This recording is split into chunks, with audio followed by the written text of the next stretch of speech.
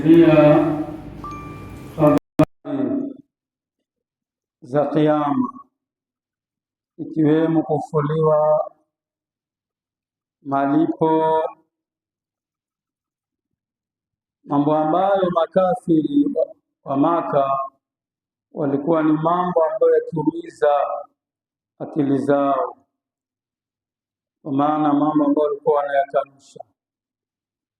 Kisha Mwenyezi Mungu Subhanahu wa Ta'ala akaelezea dalili 9 na hoja za kuonyesha uwezo wake Mwenyezi Mungu, na kwamba yeye Mwenyezi Mungu ndiye ambaye anaweza kuumba viumbe na vile vile pia kuwafisha, na baada ya kufishwa kuwafufua kwa ajili ya kuhesabiwa na kuwalipa viumbe wake malipo yao. Akaanzia aya imesema, alam naj'alil arda mihada. Baada ya hapo sura yetu hii ikaelezea kuhusu habari za hii siku ya kufufuliwa na muda wake, na mwisho sura inamalizia kuelezea habari za watu wema, habari za watu ambao ni wachaji, na vile vile pia na yale ambayo Mwenyezi Mungu Subhanahu wa Ta'ala amewaandalia, na ikaelezea kwamba wale watu ambao ni waumini waliowema ambao wamemtii Mwenyezi Mungu Subhanahu wa Ta'ala watapata mahali pa kheri na mahali penye neema. Billahi minash shaitani rajim. Inna lilmuttaqina mafaza, hakika wenye kumcha Mwenyezi Mungu wana mahali pa kufuzu. Inna lilmuttaqina mafaza, hakika wana wenye kumcha Mwenyezi Mungu kufuzu. Ay inna lilmuttaqina makana fauzi, wana wenye kumcha Mwenyezi Mungu mahali pa kufuzu, fil janna, peponi. Miongoni mwa ambao watayapata humo, hadaiqa wa a'nab, mabustani na mizabibu. Hadaiqa, mabustani, albasati, mabustani. Asema hiyo hadaiq ni badal min mafaza. Inna lilmuttaqina mafaza hadaiqa wa a'nab. Kwa hiyo hadaiqa ni badal ya hiyo mafaza, au pia wasema hiyo kwamba ni bayani inayobainisha hayo mambo ambayo watafuzu ni mambo gani. Miongoni mwa hayo ni hadaiqa wa a'nab, mabustani na mizabibu. Ay basati, bustani wa a'nab na mizabibu. A'nab ni atf ala mafaza. Hii a'nab imeutufia kwenye hayo mambo yenye kufuzu, kwa hiyo ni atf.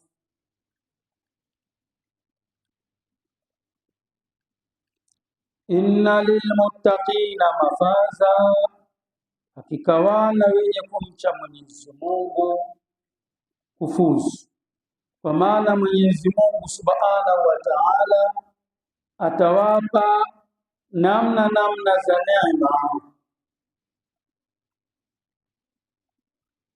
Asema Mtume sallallahu alayhi wasallam alipowaelekeza masahaba zake kwamba starehe za ulimwenguni si chochote katika starehe za akhera. Kwa hiyo mtu atakiwa aelekeze moyo wake kwa ajili ya akhera.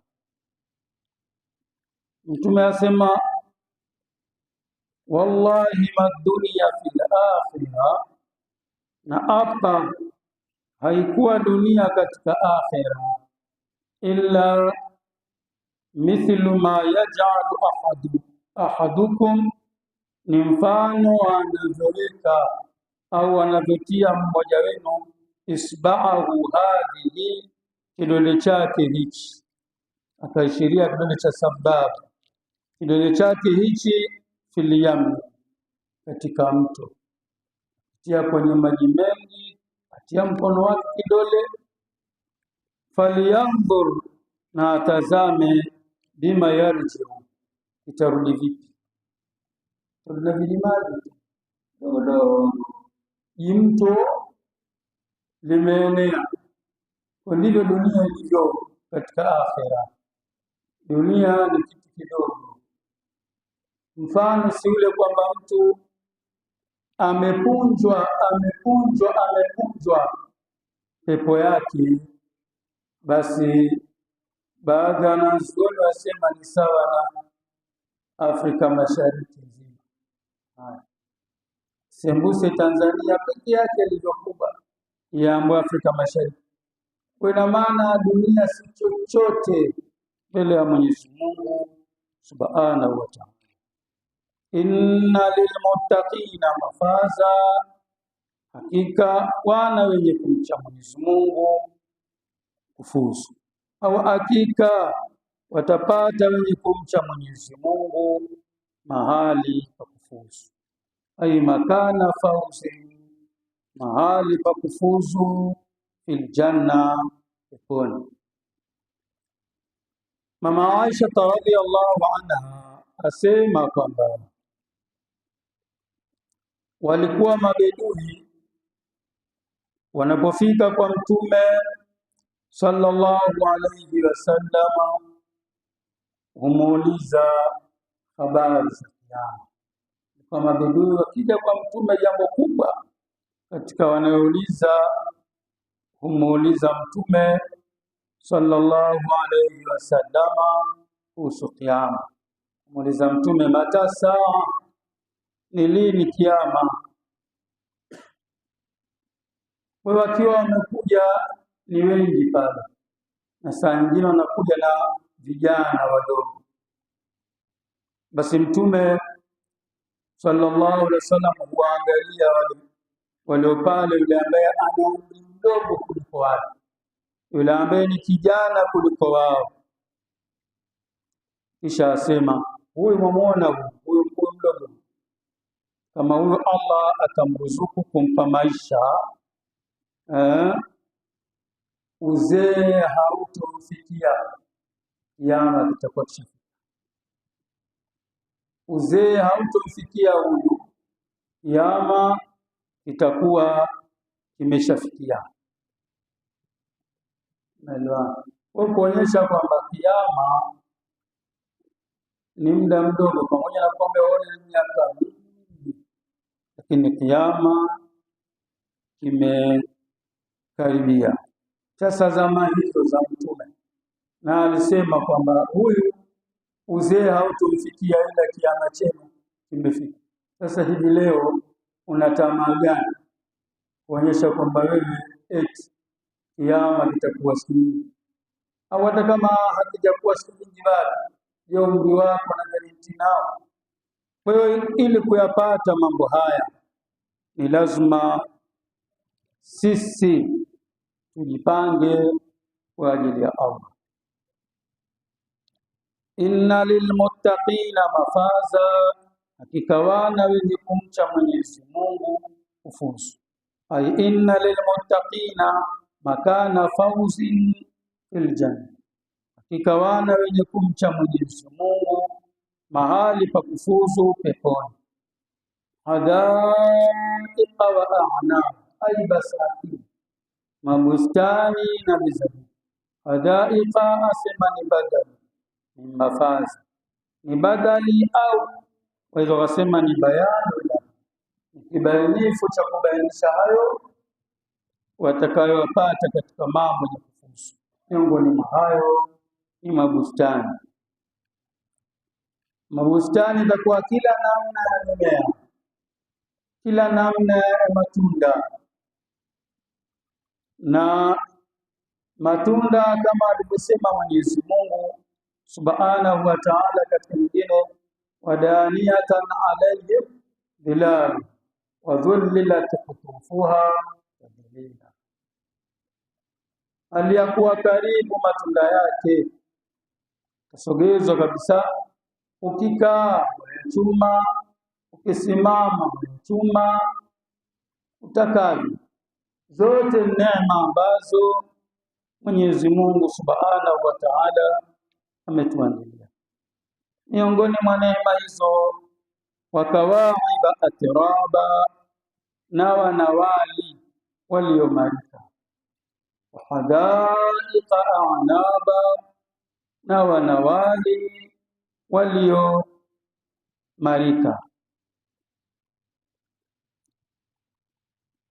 Hii alivyosema kawaid ni jamu ya kaid, siwa nyingi ni kawaid. Atiraba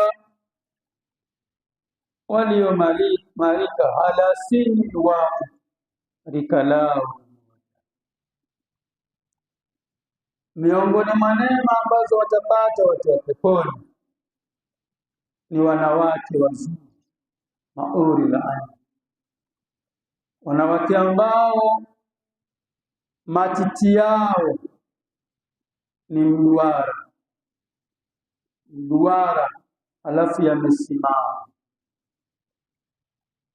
Hakuna mwanamke wa kule kwamba iwe matiti yake ni malapa. Hakuna malapa, matiti yamesimama kabisa. Kuna matiti ya mama alichoka. Tena rika lao litakuwa ni rika moja. Asema shekhe kwamba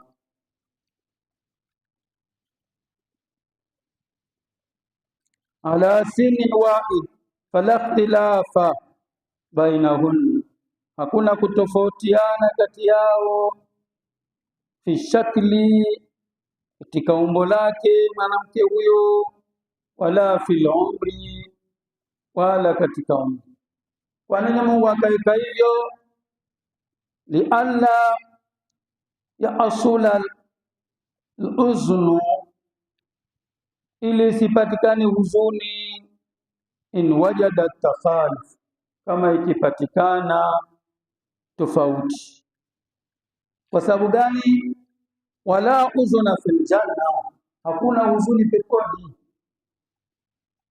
Peponi ni furaha, na ndiyo maana yake Mungu hatoruhusu mtu kuona pepo ya mwenzake. Ukisema mimi ndamwangalia fulani, ndamtembelea peponi mwake, vile ukitoka na yule naye asema leo ndamtembelea fulani, naye atoka, makutana njia.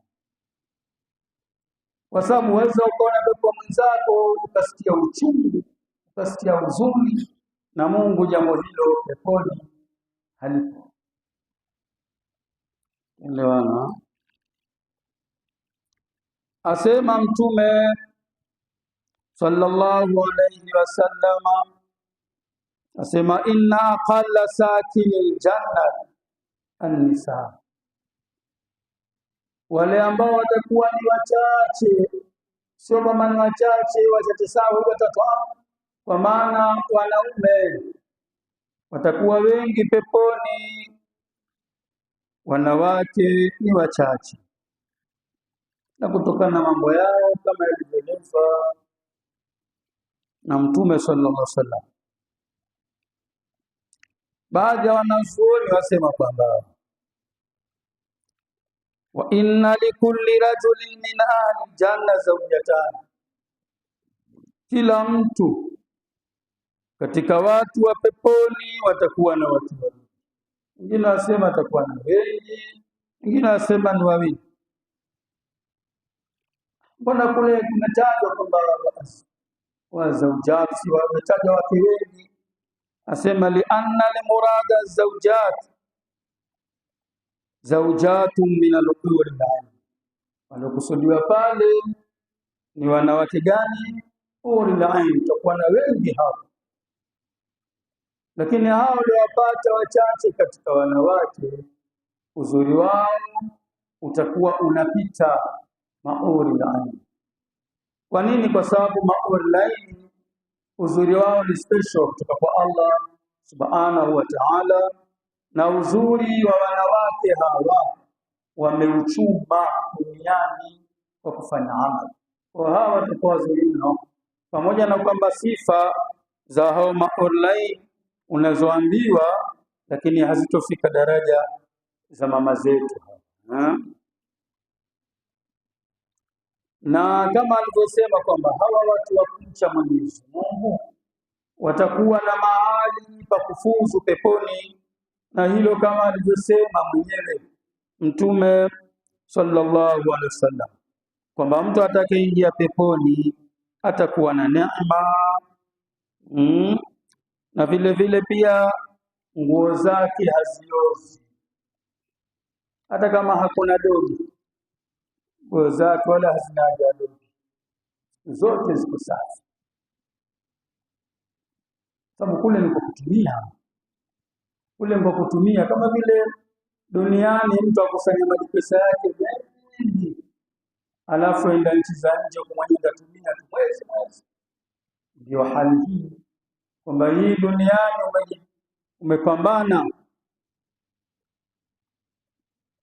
Mtume sallallahu alaihi wasallam katika hadithi iliyopokewa kutoka kwa Anas bin Malik asema, katika pepo utakuwa na gulio kama vile tangamano, wanasoko wanagulio. Pesa hakuna, kwa sababu pesa watu chukua kitu ukatumia, alafu pesa matumizi yake waweza ukatumia kihalali, waweza kutumia haramu, na mambo yale huko hakuna. Ule ni matumizi. Mungu mambo alokuwekea, mito yako ya asali, mito yako ya maziwa, mito ya maji safi ambayo hayahozi maji, hayabadiliki harufu na nini, yote neema za Mungu. Kule ni neema, kana ulivyopambana duniani kule unatumia. Watakiwa upambane. Asema hawa watu wa peponi itakuwa wanakwenda kwenye gulio hilo kila siku ya Ijumaa, kama ilivyokuwa tangamano kila Jumamosi sigileni, basi kila siku ya Ijumaa hawa kila watu watoka kwenye pepo yao wanakwenda katika gulio hilo. Wakifika kule, Allah subhanahu wa ta'ala kwa uwezo wake unavuma upepo. Ule upepo unafika kwenye nyuso zao na nguo zao, na waingia ule upepo. Ukiwapata ule uzuri wanaokuwa nao wanazidi maradufu kuliko uzuri walionao, unaongezeka uzuri, na wanakuwa ni wazuri kabisa. Wakimaliza ziara zao wanarejea kwa wake zao, wanarejea kwenye pepo zao, hali ya kuwa wamepata, wamezidi uzuri. Wale wake zao naambia, mbona mimi nilipoondoka hamkuwa na uzuri huu? Mbona sasa mmepata uzuri huu? Na wale nao waambia wale watu, nyinyi nani mmekuwa wazuri kuliko uzuri tulioacha nao. Kwa hiyo watu igiza kwamba mtu ajikwatue, ajikoboe, yote ni kuigaiga kwamba apate uzuri wako, kwamba apate uzuri wako. Pana huko kuna neema na uzuri, lakini neema zake hazipatikani mpaka wewe upambane. Wakawaiba atiraba, na wanawake waliomalika, ay ala sinin wahidin, walio katika rika moja. Mapokewa hadithi kutoka kwa Abi Sa'id al-Khudri radhiyallahu anhu, amesema Mtume wa Mwenyezi Mungu sallallahu alayhi wasallam, hakika Mwenyezi Mungu azza wa jalla atawaambia watu wa peponi, enyi watu wa peponi, katika labeka, atawaambia hal raditum, je, mmearidhia niliowapa neema nilizowapa peponi? Mmeziridhia? Pata neema hii, pata wake, pata vitu gani? Maana hakuna neema kubwa ya mwanadamu kuliko mke. Hivyo vyote anavipata, kama hana mke ataona bado hajapata neema. Watu wa peponi watasema, wamalana la narda ya rabbi, kwa nini tusiridhie? Waqad a'taytana ma lam tu'ti ahadan min khalqi, na hali yako wewe umetupa mambo ambayo hujampa kiumbe yoyote katika viumbe vyako. Mungu atawaambia, je, niwape neema bora zaidi kuliko niliyowapa? Wale wanapoona tunaona haraka, kwa sababu mtu alichozuia au anazuia, sasa ubadilishiwe, utakachobadilishiwa ujiko vipi? Sasa mbia tosha hii ya Rabbi, kinatosha ipi neema kubwa kuliko hii ambayo umetupa? Neema yote kwa sababu utakotupe nyingine. Watasema ya Rabbi, wa ayu shay'in afdalu min dhalika, neema gani iliyo bora kuliko hiyo? Mungu atawaambia, uhillu alaykum ridwan, nimewapa radhi yangu.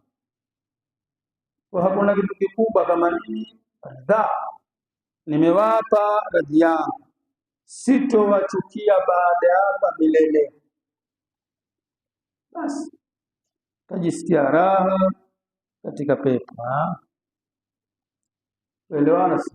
Kwa yote haya ni kuonyesha kwamba watu wema nafasi zao ni nzuri, lakini hizi hazipatikani ila wewe ufanye bidii, swali, pambane. Kuna sunna sijia duha saa 8 usali, kuna sunna siji kabla dhuhuri usali, baada dhuhuri sunna usali, kabla maghribi wasali, baada al-maghribi wasali, baada al-isha wasali, tarawih wasali. Wadumu katika tahajjud na wadumu katika witri, daraja yako itakuwa nzuri.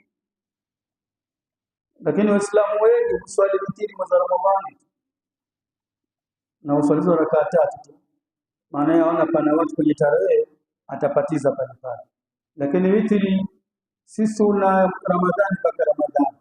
Sunna Ramadhani mpaka Ramadhani ni tarawih, lakini witri kila siku japo rakaa moja usali, na witri ni sunna ya mwisho katika sala zako za usiku. Wewe kama una uzoefu japo rakaa moja utakupa mazoea waswali japo 3 tena, mazoea japo 5, utakwenda mpaka utafika 11. Hii ni vitu ambavyo katika vitu ambavyo tunatakiwa tuvifanye ni sunna, sababu ndivyo ambavyo tupandisha sisi. Na baada ya Uislamu funga Ramadhani mpaka Ramadhani, Ramadhani mpaka Ramadhani, na funga zenyewe itaanza kusengenya. Funga zenyewe zina mambo ya upuo na mambo ya kipuzi. Ikiwa ufunge sunna za Jumatatu, Alhamisi, mwezi wa kung'aa, mwezi 13, 14, 15, mwezi wa kuzama 28, 29 kama 30 kama kutoka, tutakiwa zote siku hizo usifunge. Sasa kama hiyo usifunge umachana. Na ndio ukiona watu wa sasa ni tofauti na zamani. Zamani kwa maradhi kwao si aghlab, kwa sababu siku zote wako katika funga.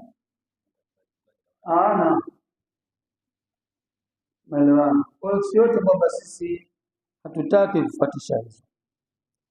Inna lilmuttaqina mafaza, ikawana wenye kumcha Mwenyezi Mungu kufuzu. Ay makana fauzi fi janna hadaiqa wa a'naba, ay basati mabustani simani badalu min mafaza au bayanu wa a'naba na mizabibu saina atf ala mafaza. Inna lilmuttaqina mafaza hadaiqa wa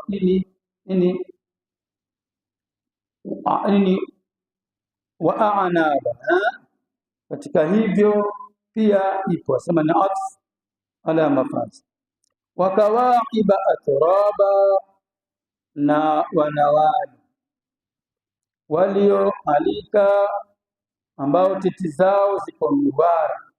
Kaibi asema ni wakawaiba asema jamuka, atiraba walio mawali, aya ala sini wahidi walio katika rika moja.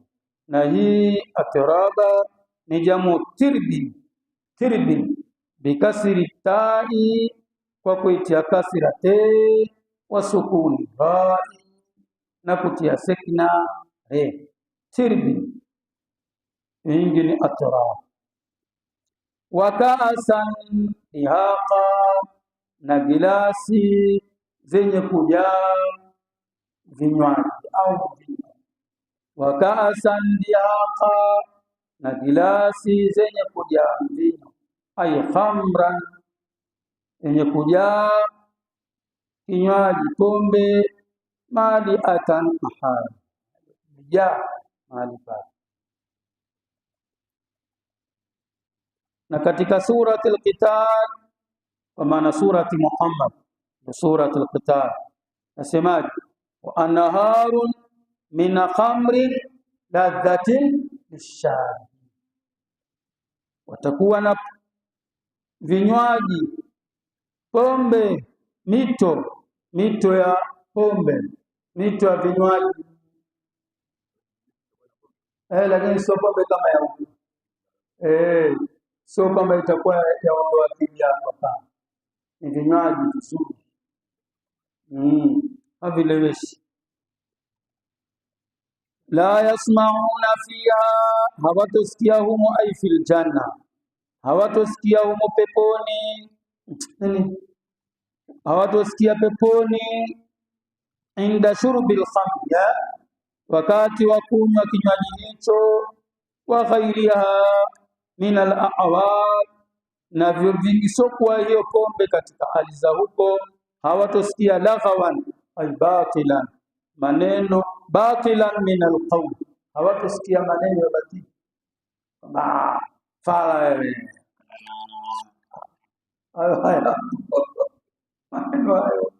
hayato batilan min al-qawl, maneno ya batili hayatokuwepo. Wala kidhaba, wala yenye kukadhibishana. Bitakhfif ay kidhiban, wala kidhiban, maneno ya uongo. Bitashdid ay takdhiban, wala kidhaba, wala ukadhibishana.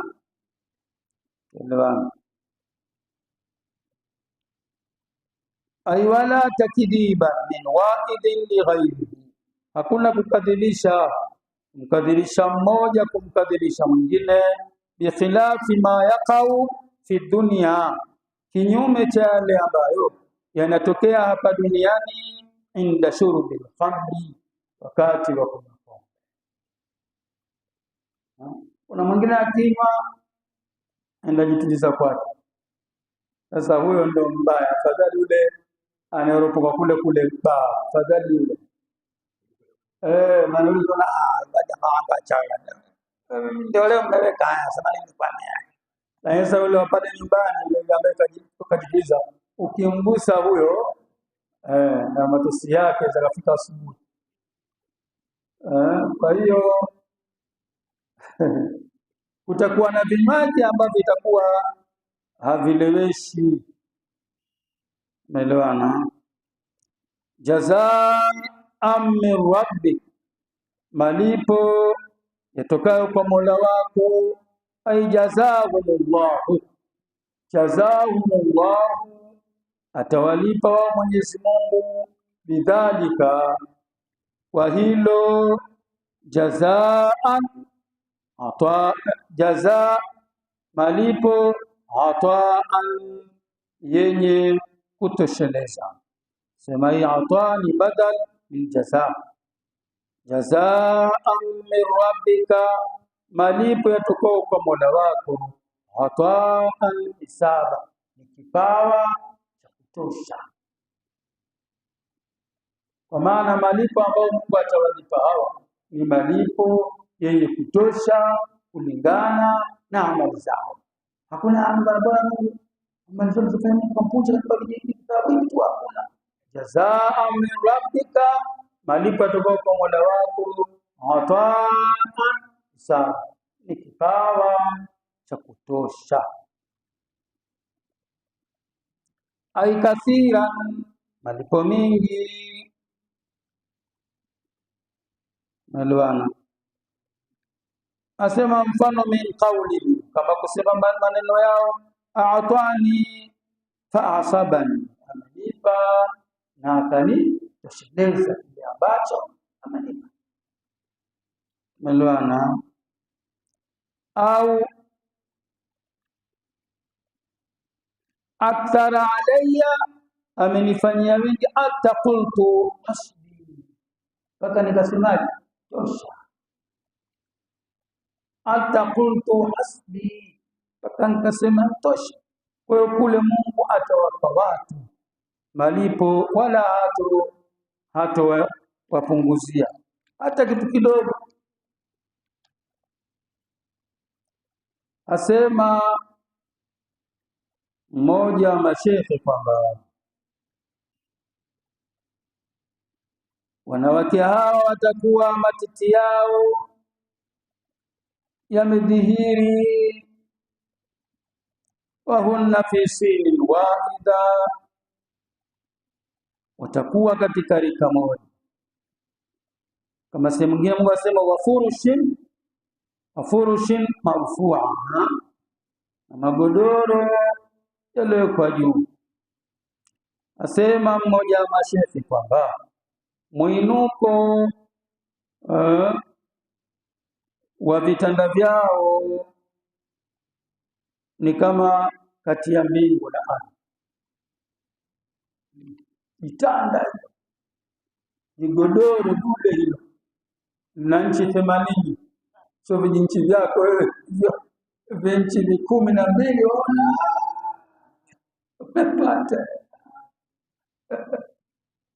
Ni godoro nchi 80. Vitanda yale majitanda ya zamani yale cha mtoto, majitanda ya mede yale, vijana sisi hakuna anayejua, yamewekwa sura ya tausi ya kioo pale. Sasa yale cha mtoto yale, majitanda ya huko si mchezo. Wewe wasema kwamba miongoni mwa hali ambazo zitakuwa huko ni hali hizo. Imepokea kwamba atatiajuzun, alikuja mama mmoja, faqalat, akasema ya Rasulullah, ewe mtume wa Mungu, ud'u Allah ta'ala an yadkhulani aljanna, niombee kwa Mwenyezi Mungu mtukufu aniingize peponi. Kijibibi kizee na miaka 80 100. Mtume niombe nije peponi bwana. Faqala sallallahu alayhi wasallam, akasema Mtume, ya umma fulan, mama yake fulani, innal jannata la tadkhuluha ajuz, hakika pepo haingiliwi na bibi aliyemzee. Pepo haingiliwi na mzee. Wajua Mtume alikuwa na maskhara ya ukweli, lakini sio maskhara ya uongo. Fatawalla kitabuki, yule mama akageuka enda zake ukwalia, kwamba Mtume leo kakata kuniombea kuingia peponi. Haya, Mtume kakataa, atakayeniombea mimi kuingia peponi nani? Fatawalla kitabuki, akaondoka alia. Qala sallallahu alaihi wasallam, Mtume akaambia maswahaba zake, akhbiruha annaha la tadkhuluha wa hiya ajuz, mpeni habari yule mama kwamba hatoingia peponi akiwa na umbo la uzee. So kama umbo lake litakuwa ni mtoto, akiingia peponi atakia na umbo la mtoto, sio umbo alionalo yeye. Umeelewana si le mama ndio akapata nini? Akapata furaha, akajisikia. Umeelewana si? Na amesema Mtume sallallahu alayhi wasallam, inna ahla aljannati, hakika watu wa peponi, idha jama'u nisaahum, pindi wanapowajamii wake zao. Maneno ya Mtume hayo. Huduna abukara, wale wanawake hurudi wachanga kabisa, hurudi alikuwa wana bikira. Kwa hiyo wakiwa peponi siku zote wana bikira. Ndio Mtume akaimiza watu wawe wanadogo ili wapate kustarehe naye. Kwa hiyo tofauti mtu mzima na mwanamchanga ni tofauti. Kwa hiyo kila akiingiliwa bikira arudi pale pale, kila akiingiliwa siku zote ni mtoto, hakuna mama yo kwa siku zote ni watoto. Anas ibn Malik radhiyallahu anhu asema Mtume amesema, Mtume sallallahu alaihi wasallam, muumini atapewa peponi. Awaambia maswahaba zake, mtu muumini peponi atapewa nguvu za kiume hizi. Anas ibn Malik akamuuliza Mtume, ya Rasulullah, wayatiku dhalika, ataweza yote hayo? Wakemia wote waingilie kwa muda mmoja. Wewe mwanadamu wa leo, mke mmoja ni mtihani, chimachima kama kuku kutaga. Mtume akasema yuti quwwata 100, atapewa nguvu za watu 100, nguvu za watu 100, kwa kuonyesha kwamba kule kutakuwa na starehe, hakuna haja alkasisu wala msumari wa jahazi.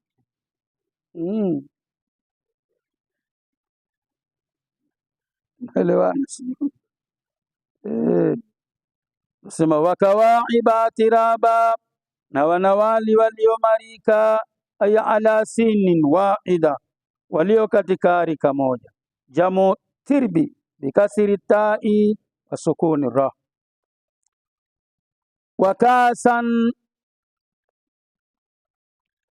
Wakasan dihaqa, na gilasi zilizojaa mvinyo.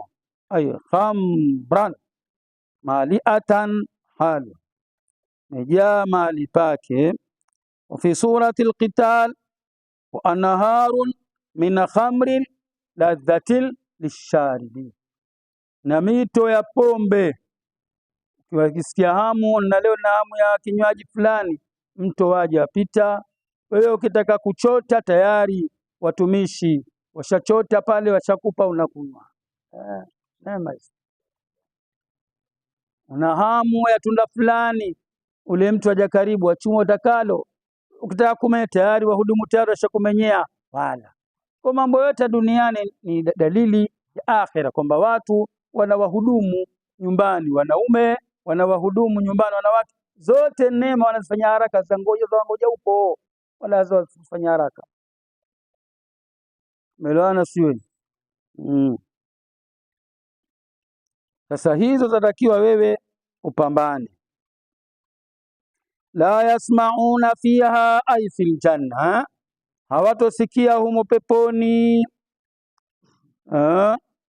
inda shurbil khamri, wakati wa kunywa pombe, wa ghairiha, na vinginevyo, min al-awali, katika ali. Hawatosikia laghawan ay batilan min al-qawl, maneno ya upuuzi, wala kidhaba, wala ukadhibishana kwamba umuongo bwana wewe, ilo alipo, wala kidhaba bitakhfifi kidhiban watashdid takdhiban, wala ukadhibishana min wa'idin li ghairihi, kukadhibisha kwa mmoja kumkadhibisha mwinginewe, bikhilafi ma yaqau fi dunya, kinyume cha yale ambayo yanatokea humo duniani, inda shurbil khamri, wakati wa kunywa pombe.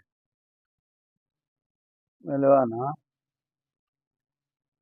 Jazaan min rabbika, malipo yatokao kwa Mola wako, ai jazahumullahu bidhalika, atawalipa Mwenyezi Mungu kwa hayo. Jazaan, malipo. Aitaan, ni kipawa, ai badal, malipo hayo nini? Ataan, ni kipawa, isaba, chenye kutosha.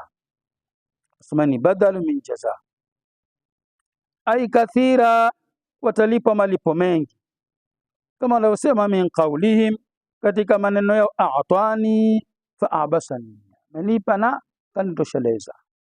Ai akthara alayya hal taqultu hasbi, amenipa sana sana mpaka sema yatosha, basi tosha. Rabbus samawati wal ardi, yeye ni Bwana au ni Mola wa mbingu na ardhi. Biljari rabbi, pia warafu rabbu. Umeelewana? Rabbus samawati wal ardi biljari rabb, ala annahu badalu min rabbika, jazaan min rabbika, ataan hisaba. Umeelewana? Huyo Mola wako alikulipa nani? Rabbi, hii badala kule, kama wanavyosema kule kwamba lamma tama min amlihi shahrani, ala mashhur al-aqwal marwiya, tuwfiya bil madinati al-munawwarat abuhu abdu, ndo badal, abuhu Abdullah, so Abdillah.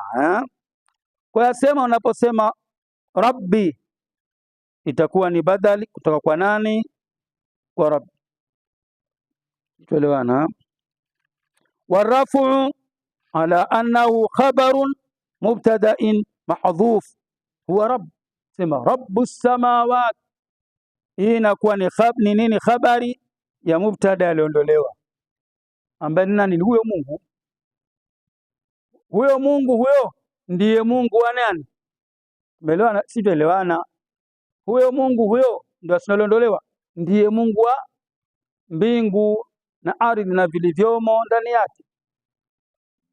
Mungu huyo ndo akasema Rabbus samawati wal ard, yeye ni Bwana wa mbingu na ardhi.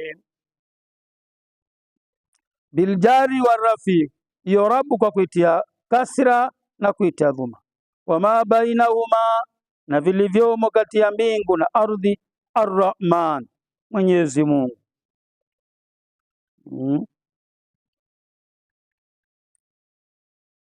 Kadhalika vile vile pia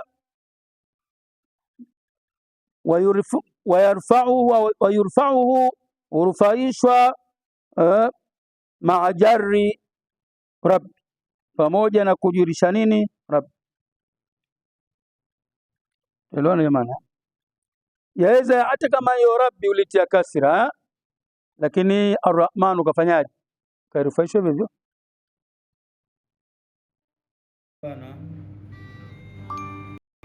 Wayurfa'uhu, urufaishwa maajari rabbi, pamoja na kuitia kasira nini rabbi. Rabbi samawati wal ard, yeye ni bwana wa mbingu na ardhi. Wama bainahuma, na vilivyomo kati ya mbingu na ardhi. La yamlikuna alkhalqu, hawatomiliki viumbe, minhu taala, kwa yeye Mwenyezi Mungu mtukufu. Khitaba, kusema kule, hakuna kauli ya mtu yoyote kusema. Ai la ahadun, hatuweza mtu yoyote an yukhatibahu, kuzungumza na Mungu, khaufan minhu, kumwogopa nani? Kila mmoja aogopa. Kuna kijitia ufundi mitume itakuwa mtihani mpaka ambiwe na Mungu, sembuse mwenzangu mimi. Rabbus samawati wal ard, yeye ni bwana wa mbingu na ardhi, au bwana wa mbingu na ardhi. Wama bainahuma, na vilivyomo kati ya mbingu na ardhi. Arrahman, Mwenyezi Mungu. La yamlikuna alkhalqu, hawatomiliki viumbe, minhu taala, kwake Mwenyezi Mungu mtukufu. Khitaba, kusema naye. Ai la yaqdiru ahadun, hatoweza yoyote, an yukhatibahu, kuzungumza naye, kusema naye, khaufan minhu, kwa kumwogopa yeye Mwenyezi Mungu subhanahu wa ta'ala. Yauma sema ni dharfu zaman, na dharfu makan, na dharfu zaman. Yauma la yamlikuna, ndio siku ambayo hawatomiliki kusema na Mungu. Yauma yaqumu ruhu, hiyo siku ambayo hawataweza kusema na Mungu ni yauma yaqumu ruhu Jibril, siku ambayo atasimama malaika Jibril, au jundullah, au siku atasimama jeshi la Mwenyezi Mungu, wal malaika, na malaika wengineo, safa, hali ya kupanga safa, wal hal safa na hal. Hali ni kitu kinachokuja kubainisha hali ya fa'il au mafuulu bihi wakati wa kufanya kile kitendo. Kwa ni kwamba hawa siku za ruhu itakuwa wamepanga nini? Safu. Ndio yauma yaqumu ruhu wal malaikatu safa, siku ambayo watasimama Jibrili na malaika hali ya kujipanga safu. Ai mustafina, hali ya kupanga safu. La yatakallamuna khalqu, hawatosema viumbe, illa man adhina lahu rahman fil kalam, ila yule ambaye atakuwa idhin na Mwenyezi Mungu kuzungumza. Waqala sawaba, na akasema ilivyo ndivyo. Waqala qawlan sawaba, akasema maneno yaliyo kweli, maneno minal mu'minin, katika waumini, wal malaika, na malaika. Ka an yashfi'u liman irtada, kama vile kutoa ruhusa kuombea wale ambao wameridhiwa na Mwenyezi Mungu. Umeelewana?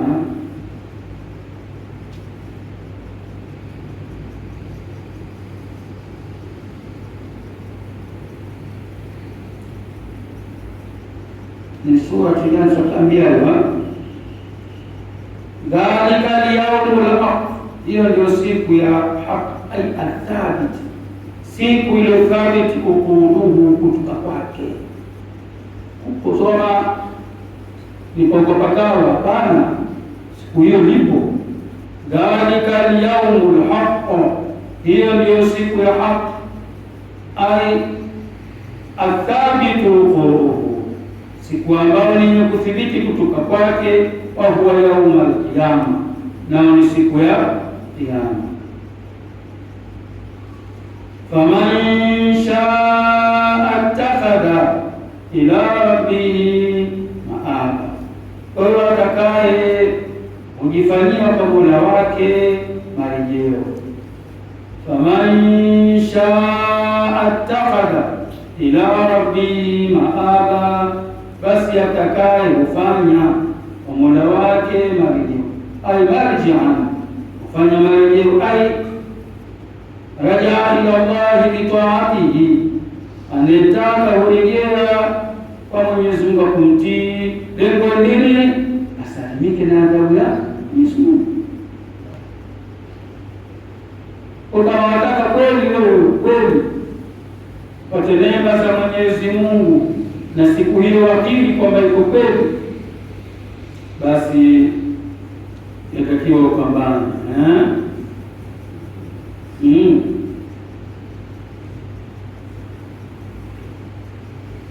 Inna andarnakum, hakika sisi tunakuonyeni.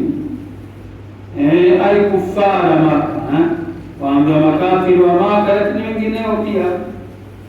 Inna andarnakum, hakika sisi tunakuadharisheni.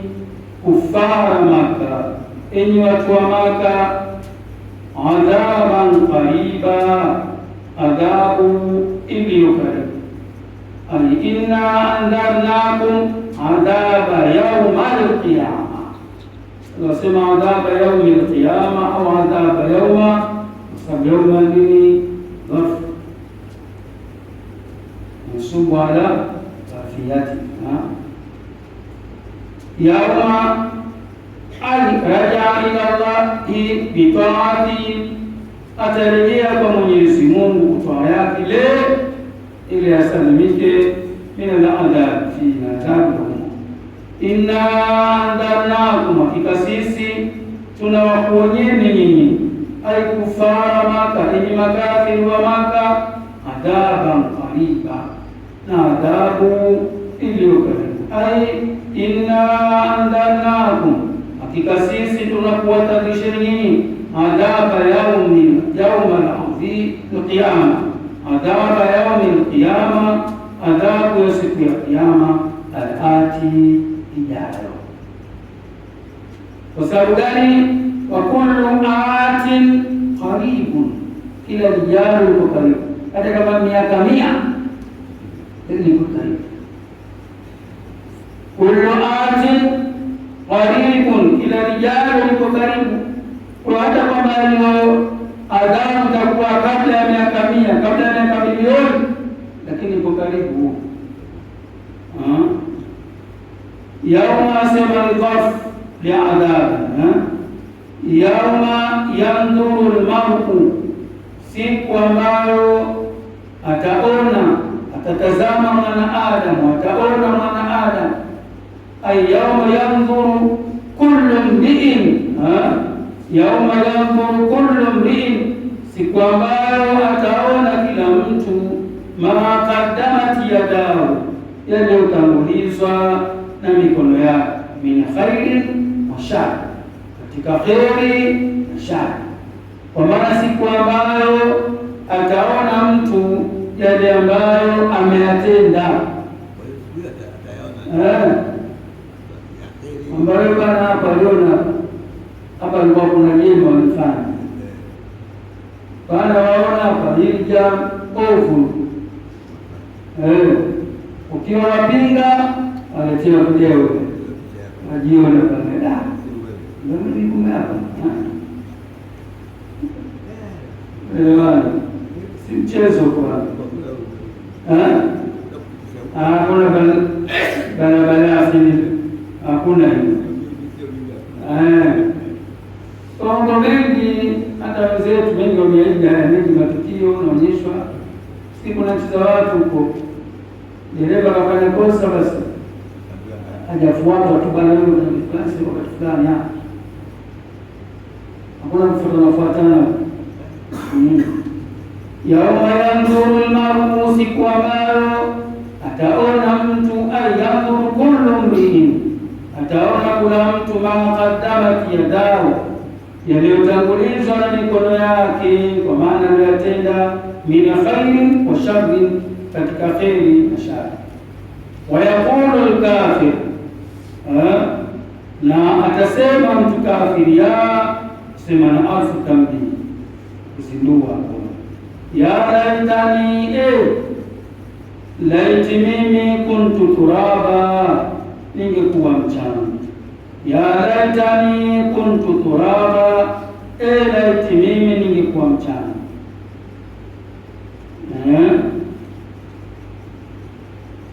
Yani fala uadhabu, ili nisifanye isiadhibiwe. Fala uadhabu, ili isiadhibiwe. Yaqulu dhalika, atasema huyo mtu kafiri maneno hayo. Yaqulu dhalika, atasema huyo mtu kafiri maneno hayo indama yaqulu Allahu ta'ala lilbahai, wakati atakaposema Mwenyezi Mungu kuambia wanyama, kuambia wasiokuwa wanadamu, tumbili, simba, jogoo, si nini, baada kisas, baada ya kulipiza kisasi. Wewe mbona nipiga mwenzako pembe? Wewe simba, mbona ulidhulumu mwenzako? Mungu amelipa. Yule mziaona amelipa. Ona jogoo, unapiga mwenzako kwa mtwali, Mungu alipa. Baada ya kuambia huni turaba, wewe ni mchanga. Sasa mnafanya yale yote mwanadamu hayaje? Ayaona kwa macho yake. Sasa ndipo atakapoambia bwana, wewe ni mtu wa motoni. Sasa sema fadhali ningekuwa mnyama, ndo maana yake anatamani anatamani fadhali ningekuwa mnyama. Sema wayaqulu al-kafir, na atasema mtu kafir, ya laitani kuntu turaba, laiti mimi ningekuwa mchanga. Yani fala uadhabu, ili siadhibiwe. Yaqulu dhalika, atasema hayo indama yaqulu Allahu ta'ala, wakati atakaposema Mwenyezi Mungu mtukufu lilbahai, waambia wanyama, baada kisas, baada ya kulipiza visasi, min ba'diha li ba'd, kwa baadhi ya wanyama kwa baadhi nyingine. Katika kuambiwaje? Kuni turaba, iwani mchanga. Kuni turaba, iwani nyinyi mchanga, au kuweni mchanga.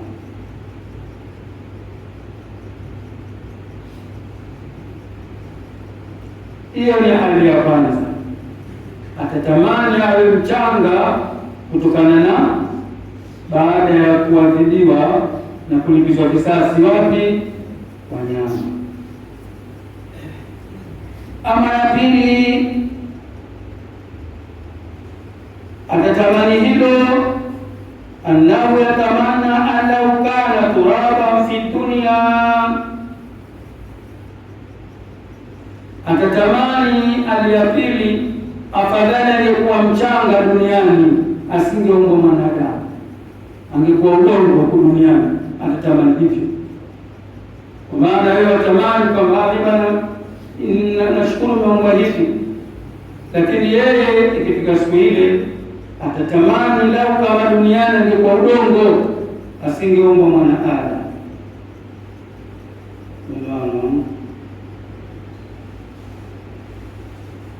Hali nyingine kwamba yeye atatamani allau kana turaban fi yaumi alqiyama, kwamba siku ya kiyama ikifika, fadhali kwa mchanga mweshi, asingefufuliwa mwanadamu, angefufuliwa kwa nini? Ni mchanga. Kwa hiyo hii yaonyesha kwamba mtu ambaye si mchaji, Mungu mwenyewe humdharau, hata yeye mwenyewe pia hujidharaulisha yeye mwenyewe. Ndio hali ya mtu ambaye si muumini. Yeye mwenyewe atamani awe mnyama, atamani angekuwa udongo duniani, atamani angekuwa udongo siku ile ya Kiyama. Falam yub'ath walam yu'asa, ile hakufufuliwa wala hakuhesabiwa. pia.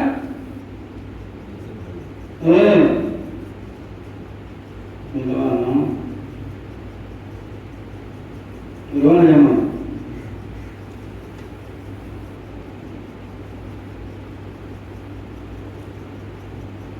Asema ama majini adhabu yao iko pale pale kama wanadamu, iko pale pale. Yuthabuna wa yuaqabun, watapewa thawabu na pia watafanya nini? Wataadhibiwa. Falmu'minu yadkhulul janna, muumini na mwanadamu awajili ataingia peponi. Walkafiru yadkhulun nar ala sahih, kauli ambayo ni sahihi. Innal muttaqina mafaza, wana wenye kumcha Mwenyezi Mungu kufuzu au mahali pa kufuzu.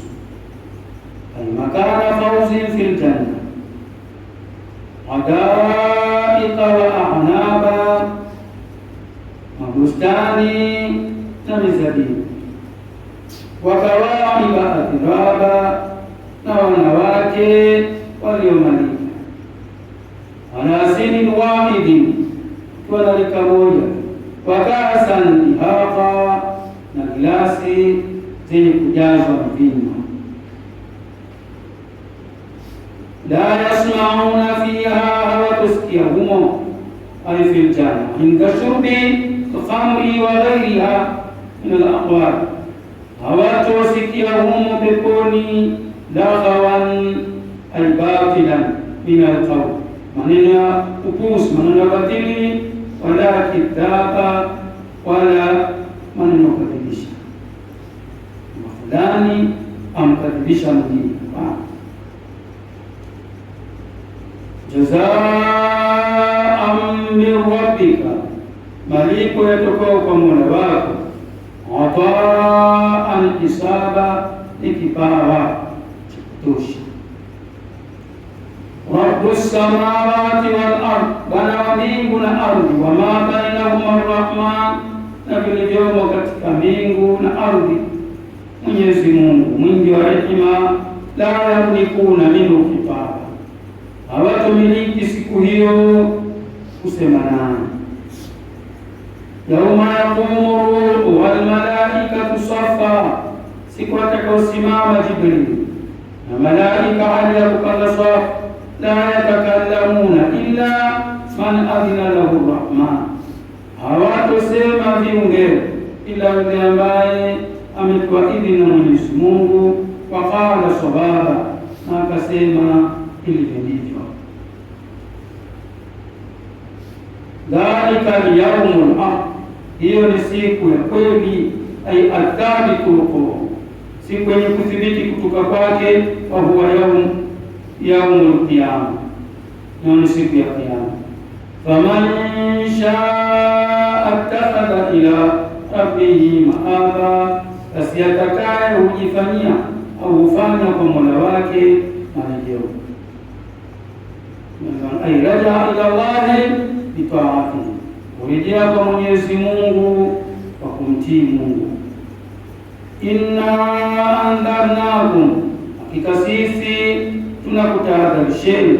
Ay kufara Maka, enyi makafiri wa Maka. Adhaban qariba, na adhabu ilo karibu. Ay inna andharnakum adhaba yauma al-qiyama, tunakutahadharisheni na adhabu siku ya Kiyama. Al-ati, siku ijayo.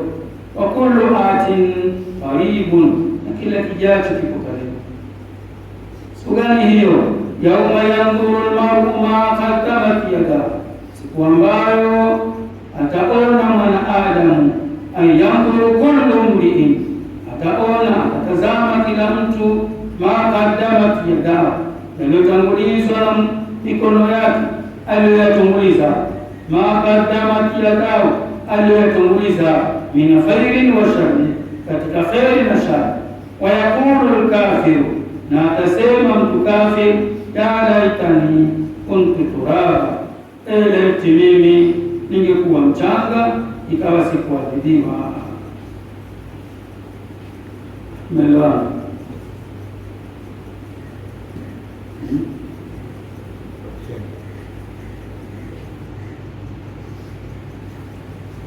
Billahi al-Fatiha.